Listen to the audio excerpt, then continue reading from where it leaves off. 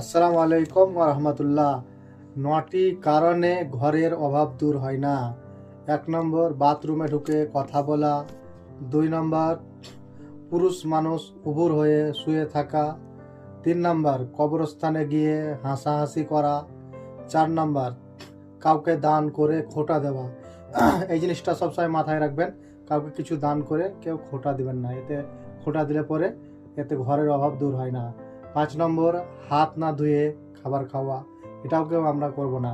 ইনশাল্লাহ সবাই আমরা হাত ধুয়ে খাবার খাওয়ার চেষ্টা করব।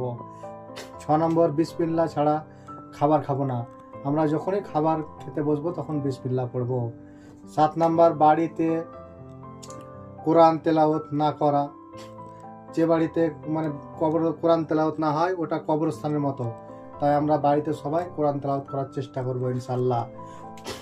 ৮ নম্বর, আপনার যে বাড়িতে নারীর আওয়াজ উঁচু হয়, পুরুষের চেয়ে নারীর আওয়াজ উঁচু হয়, ওই বাড়িতে আপনার অভাব দূর হয় না।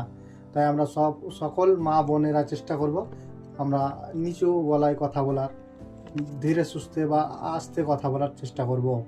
৫ নম্বর, যে বাড়িতে ৫ ওয়াক্ত নামাজ আদায় হয় না, সে বাড়িতেও আপনার অভাব দূর হয় না। তাই আমরা ৫ ওয়াক্ত নামাজ আদায় করব ইনশাল্লাহ। এবং নামাজের কথা কোরআন পাকেও বলা হয়েছে, তাই আমরা সকলেই নামাজ আদায় করব।